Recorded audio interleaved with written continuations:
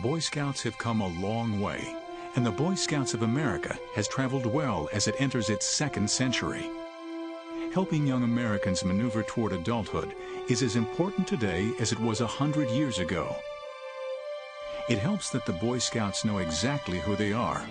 A strong sense of identity allows a firm grasp on core values. But at the same time, the Boy Scouts meet changing times with the confidence and courage to change.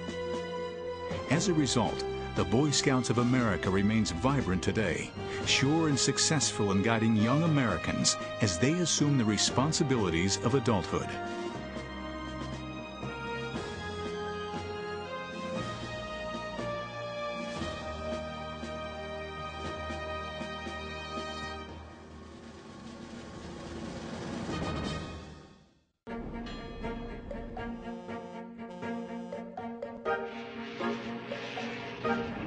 At the turn of the 20th century, America was changing. Wide-open fields had given way to narrow alleys, soot-thickened air, and neighbors who might always remain strangers. America had been transformed from a land of farmers to a nation of city workers, in stores, and offices, and factories.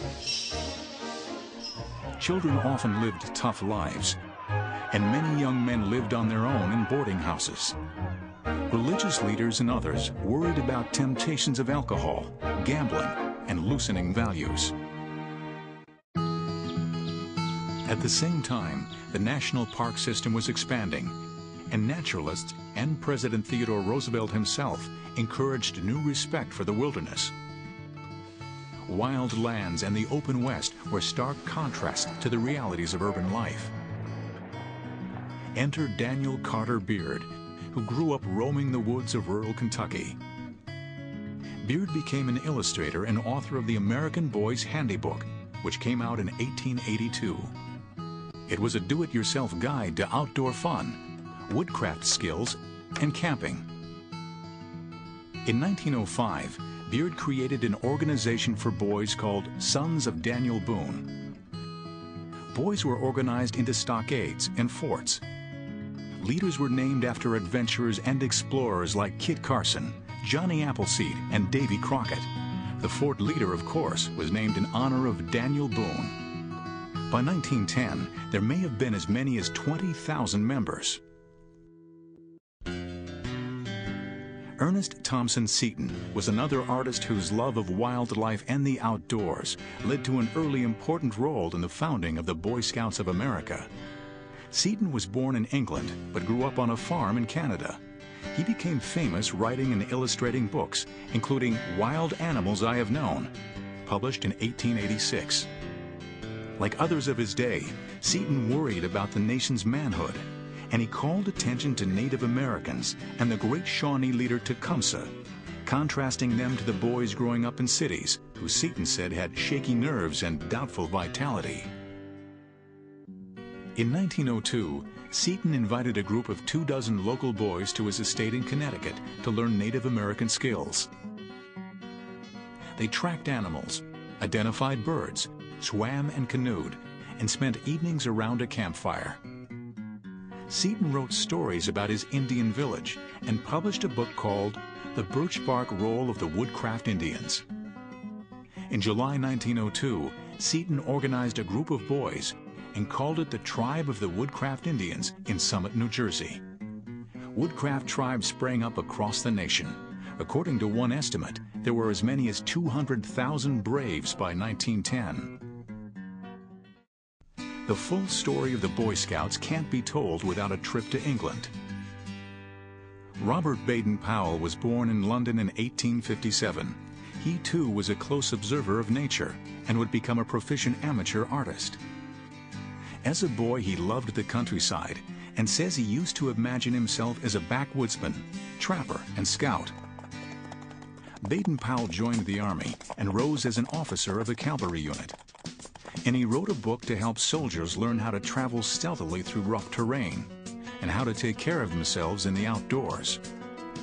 Baden-Powell became a hero from service in South Africa during the Boer War. And when he returned to England in 1903, he discovered that his outdoor guide for soldiers had become popular with boys throughout the country. Like the United States, Britain was undergoing a rapid and wrenching transition to a largely urban, industrialized society.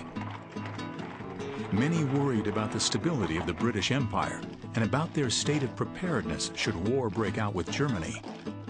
Amid these worries, Baden-Powell decided to channel his celebrity to youth development. And he set about turning what had been a number of informal scouting programs into a coherent movement. His demonstration project was an 8-day scout camp for 22 boys in 1907 on Brownsea Island, in a harbor off England's southeast coast. A handbook would soon follow, with the motto, "Be prepared."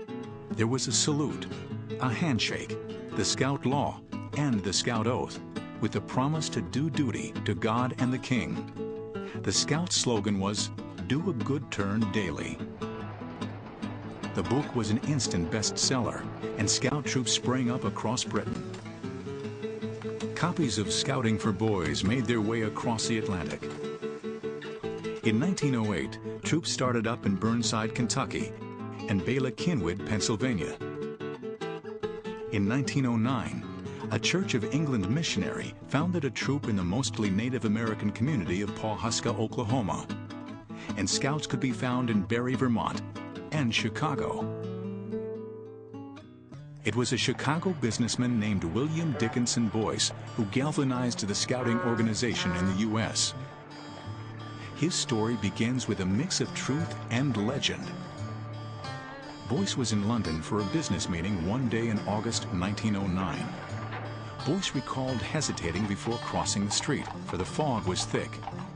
Out of nowhere, a boy of 10 or 12 appeared with a lantern. He guided Boyce across the street and then refused a tip, saying he was simply doing his Boy Scout good turn. This unknown scout prompted Boyce to learn about Baden-Powell and his youth movement. And when Boyce returned home, he decided to start his own Americanized scouting program. He incorporated the Boy Scouts of America on February 8, 1910. Boyce reached out to other groups with similar aims, including the YMCA. The Y granted a leave to Edgar M. Robinson, who, with Boyce, held meetings with other youth leaders, including Daniel Beard and Ernest Thompson Seton. Beard, Seton, and most of the others agreed to merge their organizations. Seton quickly wrote and illustrated a handbook, and boys across the country signed up. It's thought that the Boy Scouts had 60,000 members within 2 or 3 years. On June 15, 1916, President Woodrow Wilson signed a bill chartering the Boy Scouts of America as a national organization.